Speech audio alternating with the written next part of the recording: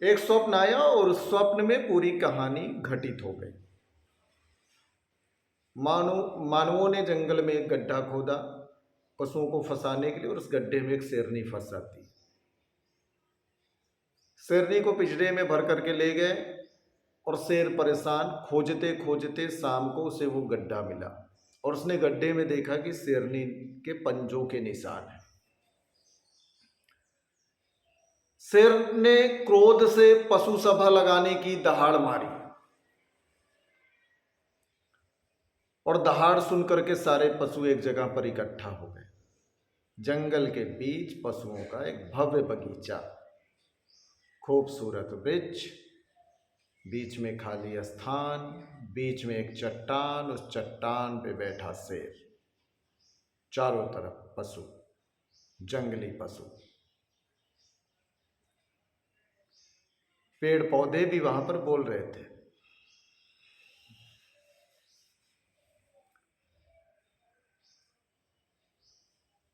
शेर ने कहा कि देखो ये क्या हुआ, हमारी शेरनी गायब हो गई।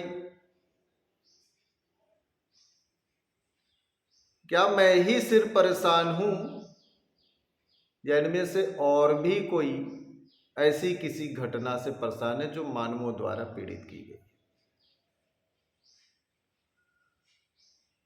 तो बहुत सारे जंतुओं ने अपने अपने हाथ ऊपर कर दिए। बंदर ने हाथ ऊपर किए, उसने कहा कि ये मानव हमें पकड़ पकड़ के नचाता है, मदारी बन के नचाता है, सर्कस में ले जा करके नचाता है, घर में रख करके बांधता है।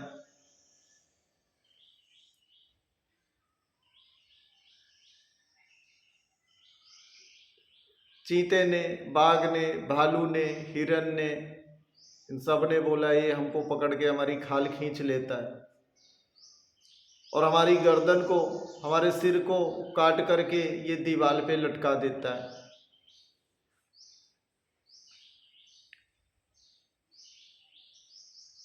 शेर ने कहा कि ये सब जीव जंतु पशु पक्षी सब वो ईश्वर के द्वारा बनाए गए हैं और मानवों का इन पशुओं के ऊपर अत्याचार क्यों? पेड़ पौधा भी पीड़ित था। पेड़ पौधे ने कहा कि, वृक्षों ने कहा कि ये हमें काट रहा है, अंधाधुंध काट रहा है, हरे हरे पेड़ों को जड़ से काट करके निकाल देता है, ये क्यों? तो उन्हीं बुद्धिजीवियों में एक बुद्धिजीवी पशु आया और उसने बताया कि आज से प्राचीन काल पहले सिर्फ दो ही तरह से जाति का विभाजन था, दो ही तरह से वर्ण का विभाजन था, एक वनस्पति जगत और दूसरा जंतु जगत। अब जंतु जगत में बहुत सारे जंतु आते थे, स्तनधारी जंतु, पक्षी, कीट, बहुत सारे जंतु आते थे। तो उन जंतुओं की अलग अलग जो प्रकृति थी, प्रकृति के हिसाब से भी उनका बंटवारा था, लेकिन अब जंतुओं के अंदर कोई जातिगत बंटवारा नहीं था।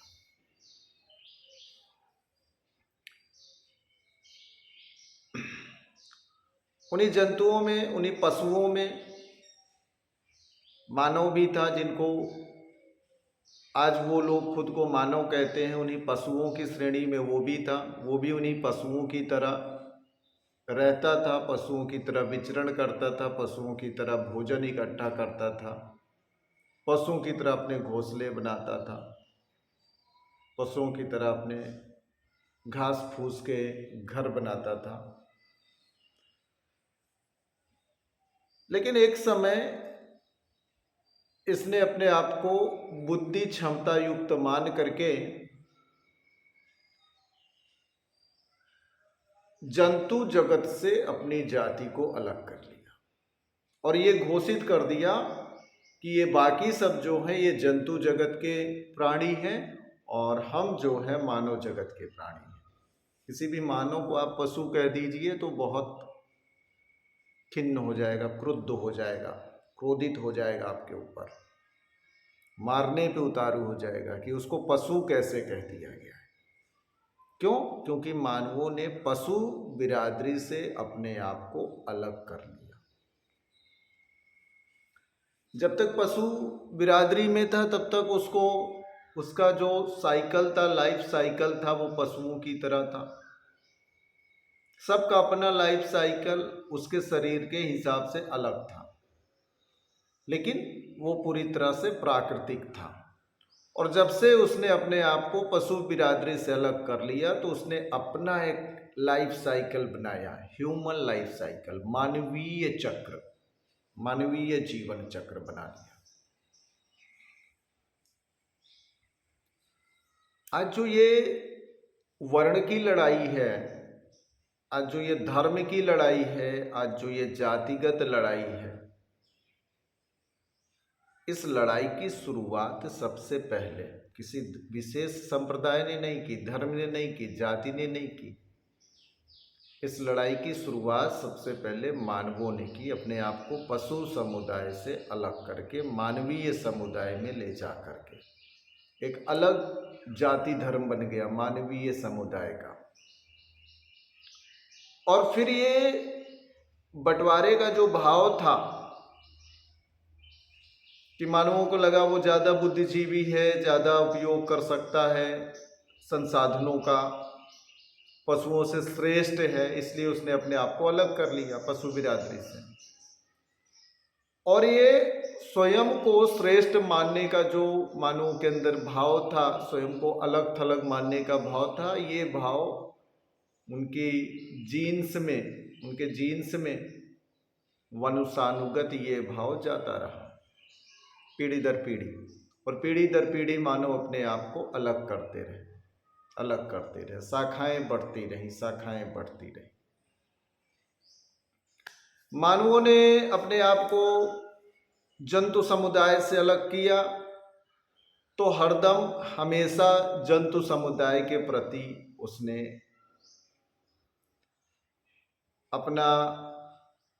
अपनी भोग, अपनी सुविधा, अपने मनोरंजन को बढ़ाने के लिए जंतु समुदाय और वनस्पति समुदाय को हमेशा पीड़ित किया।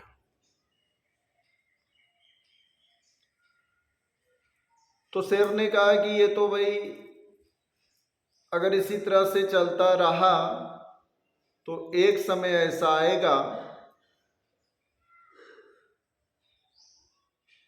कि हमारे पास कुछ भी नहीं बचेगा, और हम तो जंगल में रहने वाले लोग हैं, और जंगल ही नहीं बचेगा, जंगल ही कट जाएगा, तो क्या हम सभी लोग सर्कस में काम करने लगेंगे?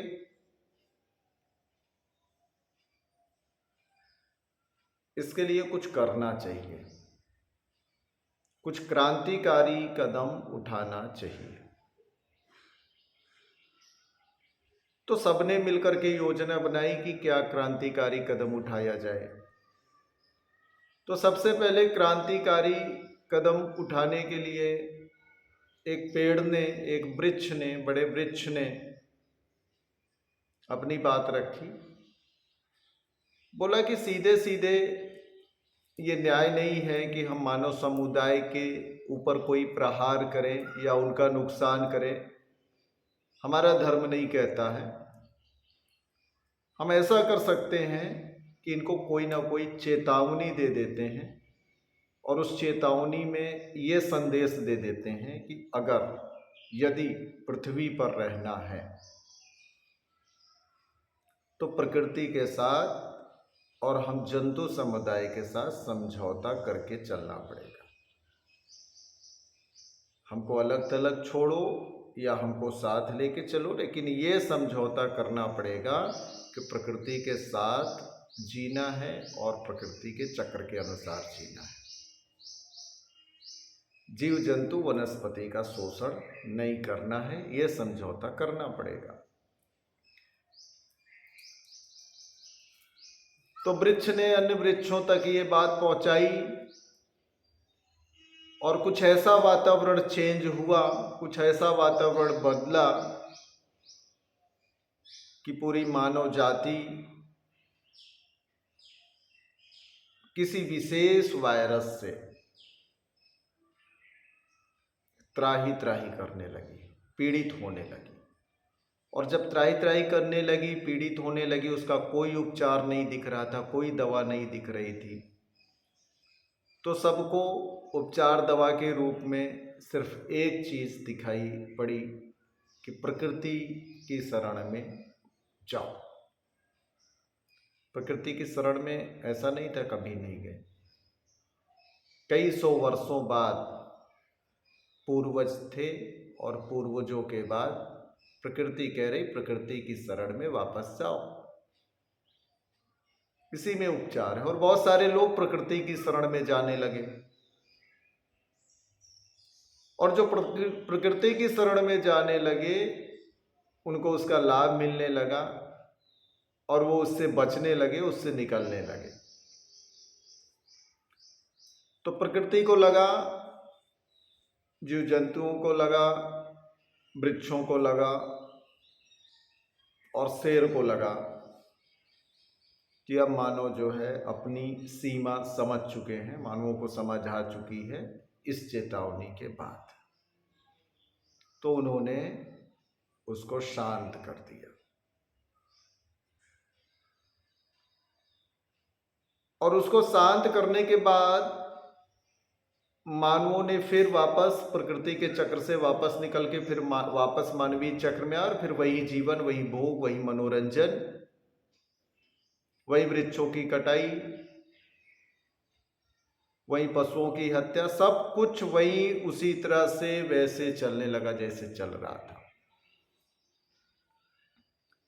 शेर ने फिर से दाड़ लगाई, फिर से पशु सभा रखी गई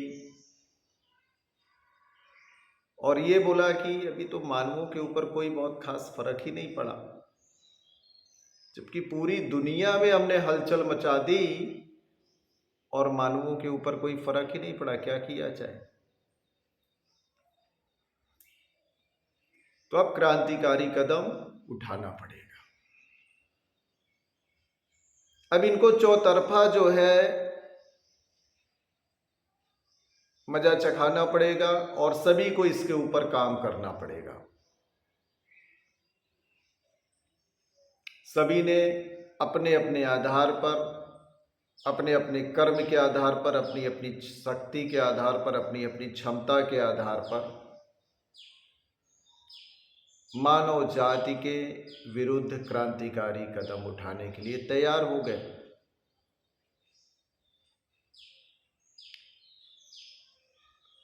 एकाएक मानव समुदाय के बीच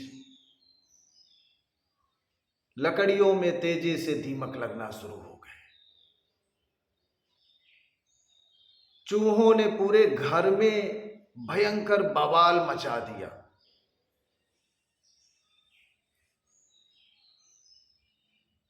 मोरों ने खपड़ेल को उखाड़ उखाड़ कर पूरी तरह से नष्ट कर दिया।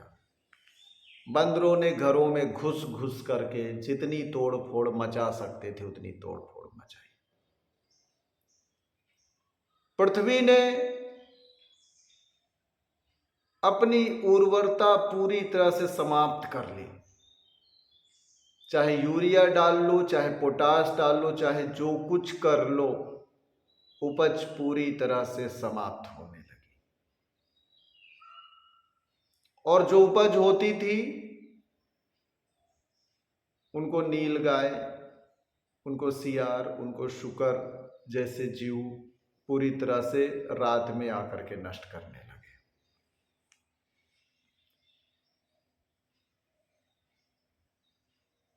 और उसके बाद कुछ भयंकर रोग, कुछ ऐसे वायरस, अभी एक वायरस दिया था, बहुत सारे वायरस, अलग अलग तरह के वायरस, अलग अलग तरह के फ्लू पैदा होने लगे। अगर कोई इस वायरस से नहीं अटका तो उस वायरस से अटक जाएगा और उससे नहीं अटका तो उससे अटक जाएगा।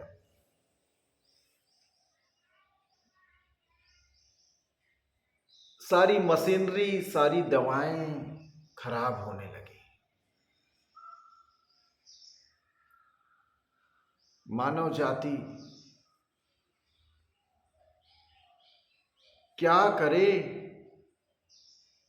प्रकृति की शरण में भी अब जाने का कोई फायदा नहीं मिला और पूरी मानव जाति परेशान, त्राहि त्राहि, जनसंख्या तेजी से खत्म होने लगी। कोई विकल्प ही नहीं, खाने के लिए भोजन नहीं, मकानों में जानवरों ने उत्पात मचा रखा, खेतों में जानवरों ने उत्पात मचा रखा, भूखे पेट न भजन गोपाला।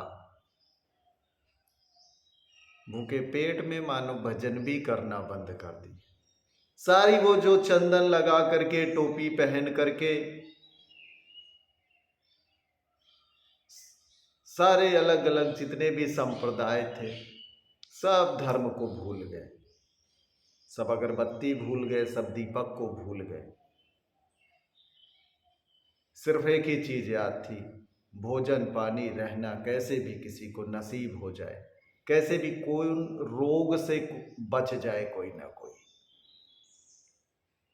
पूरा का पूरा गांव देखो, हड्डियां और लाशें। और भोजन मिला भी तो भोजन भी दूषित मिला, भोजन भी वायरस वाला मिला। किसी को छूना भी गुनाह, कुछ उठाना भी गुनाह।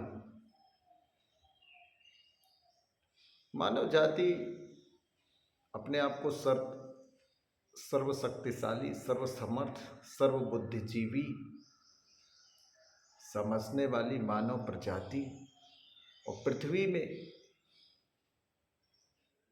एक तीन खंड, जीव विज्ञान में 3 खंड हो गए, जंतु विज्ञान, वनस्पति विज्ञान और मानव विज्ञान। मानव विज्ञान अलग चलने लगा था।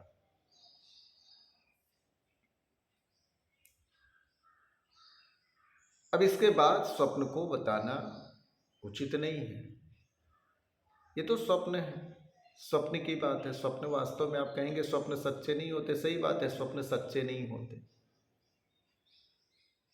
लेकिन स्वप्न सच्चे हो भी सकते हैं, क्योंकि ये तो सुबह का देखा हुआ स्वप्न है, ब्रह्म मुहूर्त का देखा हुआ स्वप्न है। स्वप्न सच्चे भी हो सकते हैं। कभी कभी स्वप्न विज्ञान पढ़िए तो कभी कभी स्वप्न भी आपको कोई ना कोई संदेश देते हैं फ्यूचर में। और अगर आपने ऐसा स्वप्न नहीं देखा है तो आपकी आने वाली पीढ़ियां कहाँ जाने वाली हैं, ये आप खुद सोच सकते हैं। और हो वही रहा है, शुरुआत कुछ उन्हीं चीज़ों की हो गई है कि प्रकृति ने चेतावनी दे दी है। चेतावनी के बाद का जो स्वप्न था सिर्फ अभी वही घटित नहीं हुआ है, बाकी कुछ चीज़ें पूर्ववत में घटित हो चुकी हैं। तो मित्रों, ह्यूमन साइकिल, मैं अपने आप को, अगर मानवीय जाति सिर्फ पूजा पाठ, अगरबत्ती, संप्रदाय को मानना, पैसा कमाना और उस पैसे के द्वारा सुख सुविधाओं को खरीद लेना ही है मानवीय जाति का काम। और ऐसे विज्ञान को समझना जिस विज्ञान में सिर्फ और सिर्फ सुख और सुविधाएं की चीजें मौजूद हो।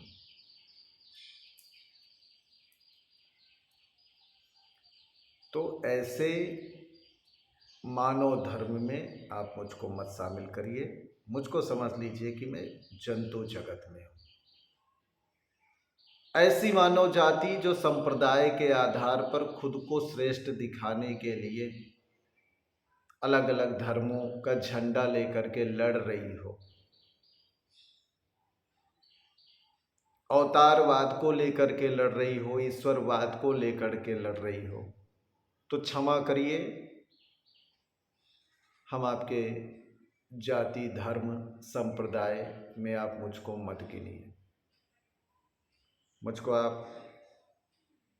उस समय में मानिए जिस समय हमारे पूर्वज जब जाति धर्म में नहीं बटे थे, हमारे पूर्वज जब प्रकृति के साथ थे, जब पशु पक्षियों के साथ में थे, क्योंकि हमें इस धर्मवाद, इस संप्रदायवाद, इस झंडावाद के साथ में लड़ना मंजूर नहीं है। मैं जिस संप्रदाय में हूं, जिस धर्म में हूं, उसको जबरदस्ती क्यों श्रेष्ठ सिद्ध कर दूं? हाँ, वो श्रेष्ठ था, प्राचीन काल में वो श्रेष्ठ था, अपने सिद्धांतों और सिद्धांतों के अमल के आधार पर श्रेष्ठ था।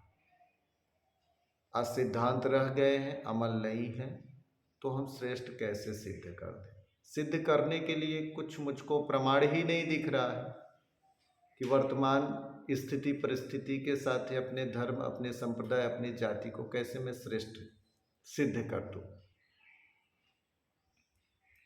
और अपनी ही नहीं, अन्य दूसरे धर्म और जाति की भी मैं बात कर रहा हूं। अगर उनको वर्तमान में उनको श्रेष्ठ सिद्ध करने का प्रमाण कुछ दिख रहा हो, जो आचरण के साथ, सिद्धांत और आचरण के साथ में चल रहा हो, तो वो अपने आप को उस आधार पे ही सिद्ध कर सकते हैं श्रेष्ठ। प्राचीन काल में ये था, प्राचीन काल में वो था, हमारे शास्त्र में ये लिखा है, हमारे शास्त्र में वो लिखा है, इन बातों से श्रेष्ठता सिद्ध नहीं होती। श्रेष्ठता सिद्ध होती है कि आप अपनी जाति को खुद पहचानिए। और अगर आप अपनी जाति को, अपने धर्म को खुद नहीं पहचान सकते, तो खोखले बन करके लड़ाई लड़ने से कोई फायदा नहीं।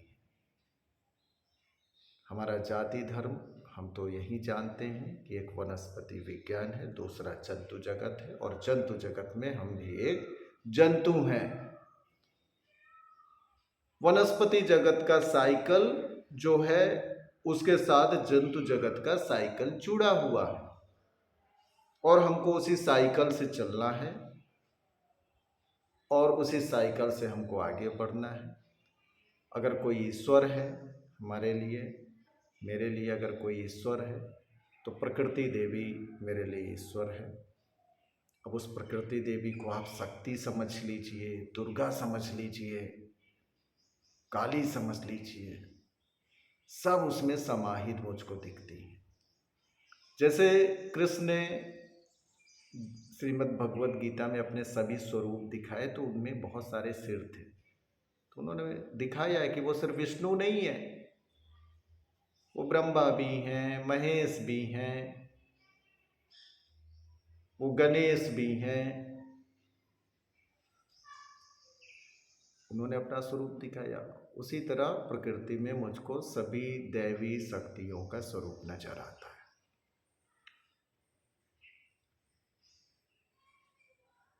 मेरे लिए अगर कोई ईश्वर है देवी में, तो प्रकृति देवी है, और कोई परमपिता परमेश्वर है तो सिर्फ निराकार है। वही निराकार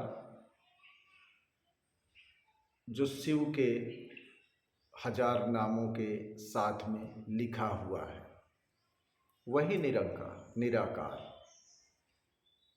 और निराकार को किसी भी रूप में मानिए या किसी भी रूप में मत मानिए, उसको अपना काम करना है, क्योंकि मनुष्यों की इतनी क्षमता ही नहीं है कि निराकार को आकार में दिखा सके। मनुष्यों ने निराकार शब्द इसलिए रखा है कि मनुष्यों ने उसके सही स्वरूप को कभी देखा ही नहीं था। प्रकृति के साथ चलिए, प्रकृति की साधना करिए, प्रकृति के चक्र को अपनाइए, तब जीवन का सही मूल्य समझ में आएगा। धन्यवाद, नमस्कार।